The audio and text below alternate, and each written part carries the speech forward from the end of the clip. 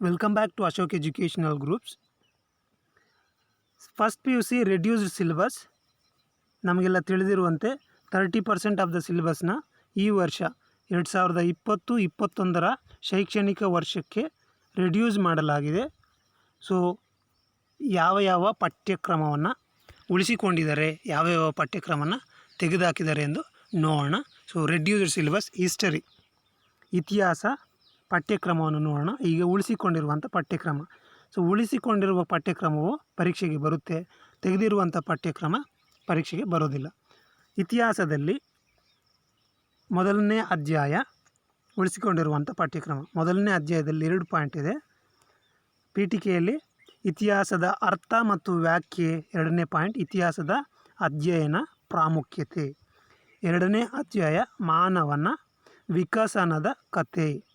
3ನೇ ಅಧ್ಯಾಯ ಪ್ರಾಚೀನ ನಾಗರಿಕತೆಗಳ ಇತಿಹಾಸ. 4 ಪಾಯಿಂಟ್ಸ್ ಇದೆ. ಪೀಠಿಕೆ ಈಜಿಪ್ಟ್ ನಾಗರಿಕತೆ, ಮೆಸೊಪೊಟೇಮಿಯಾ ನಾಗರಿಕತೆ, ಚೀನಾದ ನಾಗರಿಕತೆ. ಆ್ಯಂಡ್ 4ನೇ ಅಧ್ಯಾಯದಲ್ಲಿ ಗ್ರೀಕ್ ಮತ್ತು ರೋಮನ್ ಸಾಮ್ರಾಜ್ಯಗಳ ಸ್ಥಾಪನೆ, ಕೊಡುಗೆಗಳು. ಅದರಲ್ಲಿ 2 ಪಾಯಿಂಟ್ ಇದೆ. ಗ್ರೀಕ್ನ ನಗರ ರಾಜ್ಯಗಳು, ಸಾಂಸ್ಕೃತಿಕ ಕೊಡುಗೆಗಳು. ರೋಮಿನ ಗಣರಾಜ್ಯಗಳು, ಕೊಡುಗೆಗಳು. 5ನೇ ಅಧ್ಯಾಯ ಕ್ರೈಸ್ತ ಮತ್ತು ಇಸ್ಲಾಂ ಧರ್ಮಗಳ ಉದಯ ಮತ್ತು ಪ್ರಸಾರ. 2 ಪಾಯಿಂಟ್ಸ್ ಇದೆ. ಯೇಸು ಕ್ರಿಸ್ತನ ಜೀವನ ಮತ್ತು ಬೋಧನೆಗಳು. 2ನೇ ಪಾಯಿಂಟ್ ಪ್ರವಾದಿ ಮಹಮ್ಮದರ ಜೀವನ ಮತ್ತು ಬೋಧನೆಗಳು. 7ನೇ ಅಧ್ಯಾಯ ಆಧುನಿಕ ಯುಗದ ಆರಂಭ. 3 ಪಾಯಿಂಟ್ಸ್ ಇದೆ. ಭೌಗೋಳಿಕ ಅನ್ವೇಷಣೆಗಳು, ಪುನರುಜ್ಜೀವನ, ಮತ ಸುಧಾರಣೆ, ಮಾರ್ಟಿನ್ ಲೂಥರ್ ಪ್ರತಿ ಸುಧಾರಣೆ. 8ನೇ ಅಧ್ಯಾಯ ಪ್ರಪಂಚದ ಕ್ರಾಂತಿಗಳು. ಸೊ 4 ಕ್ರಾಂತಿಗಳಿದ್ದಾವೆ.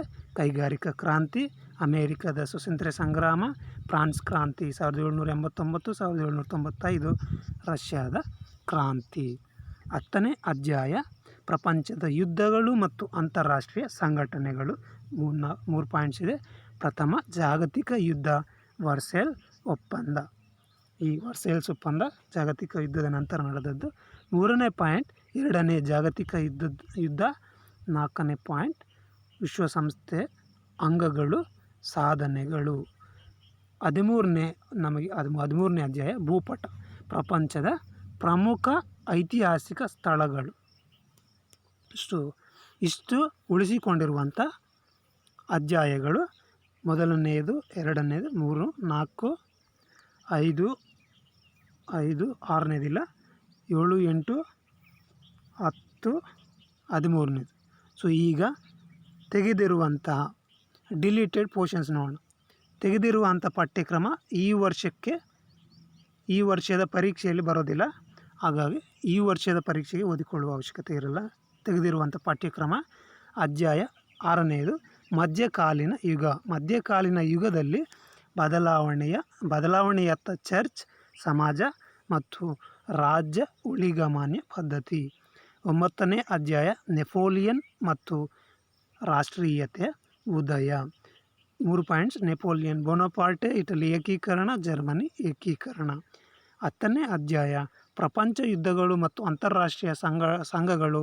ಅದರಲ್ಲಿ 2ನೇ ಪಾಯಿಂಟ್ ಕಳೆಯಲಾಗಿದೆ, ಸರ್ವಾಧಿಕಾರತ್ವದ ಏಳಿಗೆ.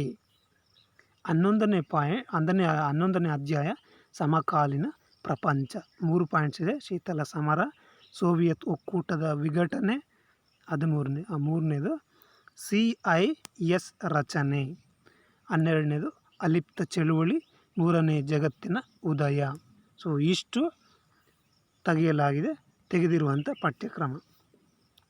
ಇದು ಇತಿಹಾಸದ ವಿಷಯದ ಬಗ್ಗೆ. ಈಗ ಅರ್ಥಶಾಸ್ತ್ರವನ್ನು ನೋಡೋಣ.